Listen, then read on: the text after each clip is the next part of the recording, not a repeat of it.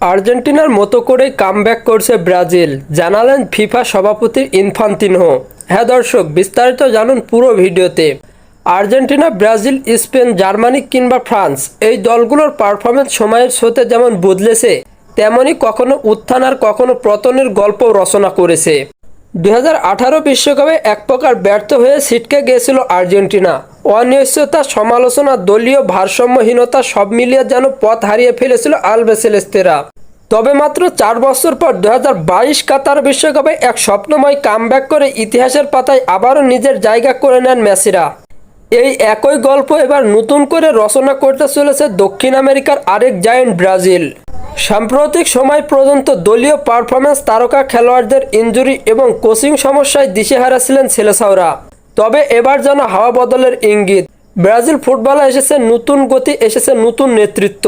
Coach হিসাবে দায়িত্ব নিয়েছেন কিংবদন্তি কার্লো আনচেলত্তি। এ প্রসঙ্গে ফিফা সভাপতি জিয়ানি ইনফান্তিনো জানিয়েছেন, যেভাবে 2022 সালে আর্জেন্টিনার ঘুরে দাঁড়িয়েছিল, ব্রাজিলের মাঝেও এমন সেই একই ছায়া দেখা যাচ্ছে। তারা আবারও শক্তভাবে ফিরছে বিশ্ব ফুটবলে। ফিফার পক্ষ থেকে ব্রাজিলের এই ইতিবাচক পরিবর্তনকে স্বাগত জানানো হয়েছে। ব্রাজিলের সাম্প্রতিক প্রস্তুতি ম্যাচগুলোতেও দেখা যাচ্ছে পারফরম্যান্সের উন্নতির ছাপ।